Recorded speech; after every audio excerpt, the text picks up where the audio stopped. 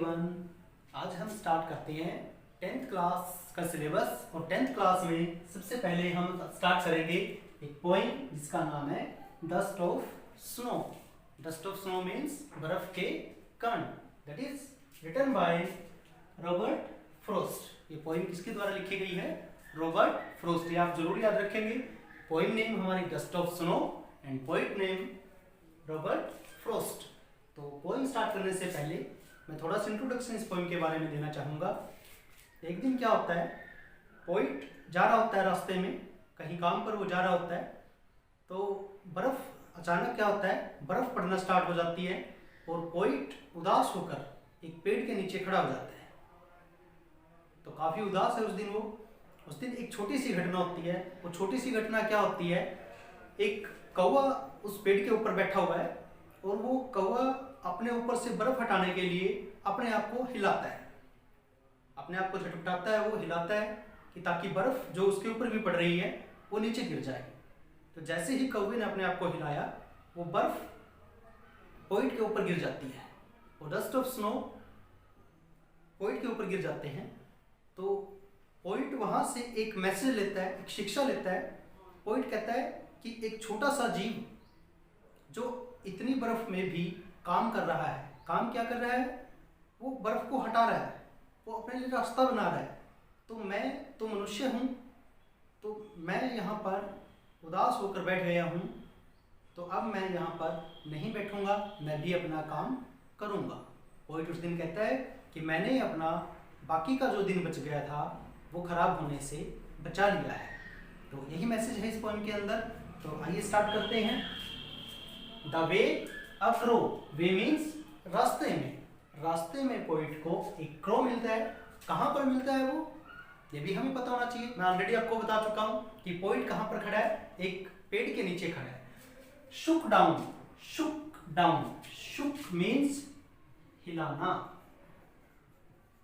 वो अपने आप को हिलाता है।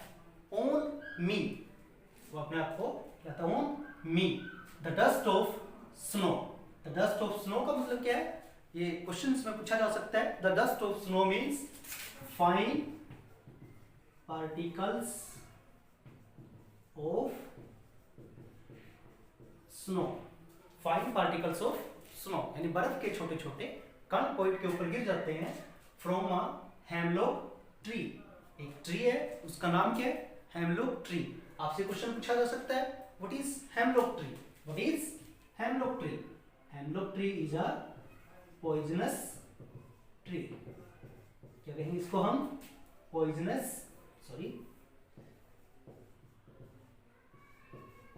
Poisonous tree.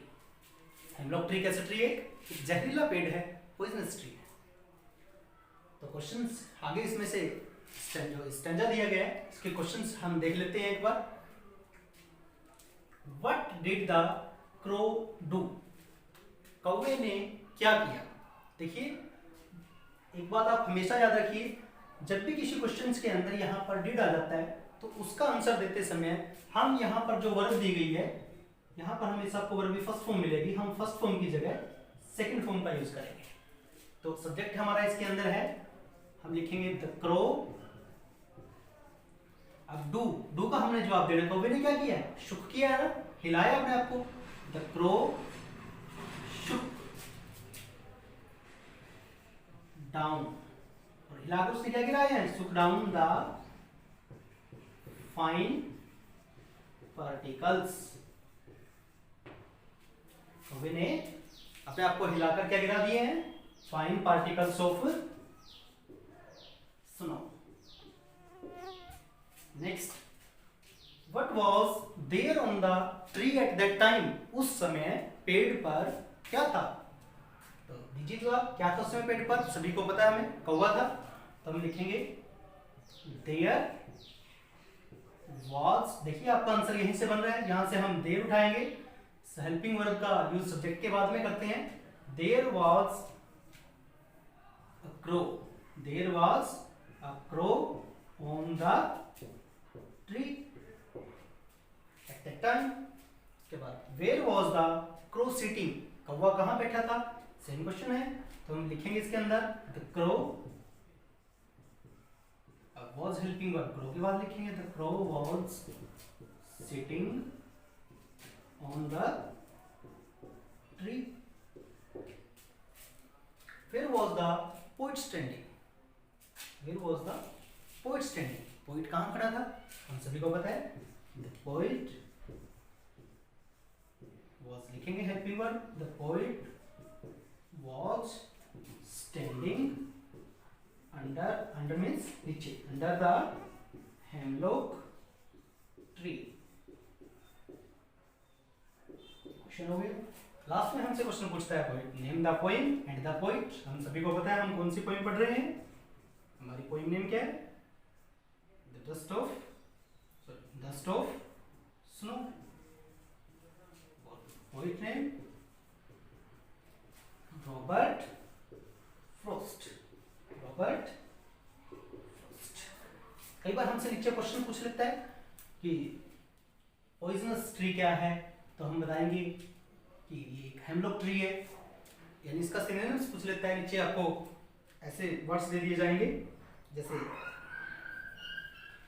पॉइजनस ट्री, तो हम इसके सामने लिखेंगे हेमलॉक ट्री. ओके. या पूछा जा सकता है fine particles of snow. Dust of snow क्या हम कहेंगे? Fine particles of snow. Okay. Next question इसमें से पूछा जा सकता है. दो तरह के क्वेश्चन बनते हैं. एक क्वेश्चन बनता है आपका राइमिंग स्कीम और एक क्वेश्चन बनता है राइमिंग वर्ड्स. क्वेश्चन क्या होगा?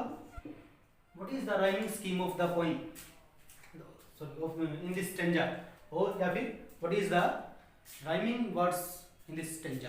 तो सबसे पहले राइमिंग स्कीम जानने से पहले हमें पता होना चाहिए कि राइमिंग वर्ड्स कैसे हैं. राइमिंग वर्ड्स कैसे वर्ड्स होते हैं? जिनकी साउंड सेम होती है, जिनकी साउंड सेम निकलती है, उनको हम राइमिंग वर्ड्स कहते हैं. जैसे सोनू, मोनू, गीता, सीता. तो ऐसे वर्ड्स इसके अंदर कौन कौन से हम देखते हैं. जैसे क्रो के साथ कौन सा है? स्नो. क्रो और स्नो. यहाँ हम लिख सकते हैं राइमिंग वर्ड्स कौन कौन से हैं. क्रो और स्नो. साउंड सेम आ रही है ना, क्रो स्नो. और दूसरा कौन सा है? मी और ट्री. ऐसे लिखेंगे मी और ट्री. पेयर बनाकर ही हमें लिखना है. क्रो स्नो मी ट्री, ये राइमिंग वर्ड्स हैं. लेकिन अगर राइमिंग स्कीम पूछ लिया जाए, ये इंपॉर्टेंट है. अगर हमें राइमिंग स्कीम पूछ लिया जाता है तो हमने क्या करना है? सबसे इजी मेथड है द वे अप्रोच. जो कि हमें स्टैंजा दिया गया है उसकी फर्स्ट लाइन का लास्ट वर्ड हमने नोट करना है. और जैसे कि ये है क्रो, और इसको हमने ए लिख देना है. क्या लिख देना है हमने इसको? ए. क्या लिख देंगे हम इसको? ए लिख देंगे. उसके बाद जो सेकंड लाइन है, सेकंड लाइन का ही लास्ट वर्ड देखना है. वो लास्ट वर्ड क्या है हमारा? मी. अब हमने क्या देखना है? अगर मी की साउंड क्रो से मिलती है, अगर मी की साउंड क्रो से मिलती है तो हम इसको भी ए लिख देंगे. अगर वो डिफर होती है, उससे अलग होती है, तो इसको हम बी लिख देंगे. आप देखो क्रो मी दोनों डिफरेंट है, तो इसको हम क्या लिखेंगे? बी. ऐसे ही हमने थर्ड लाइन का देखना है लास्ट वर्ड. थर्ड लाइन का लास्ट वर्ड क्या है? स्नो. अब स्नो की साउंड किससे मिलती है ये हमें देखना है. अगर वो क्रो से मिलती है तो हम इसको ए लिखेंगे. अगर वो मी से मिलती है तो हम इसको बी लिखेंगे. अब आप देखेंगे क्रो स्नो, तो हमने क्रो को क्या लिखा था? ए.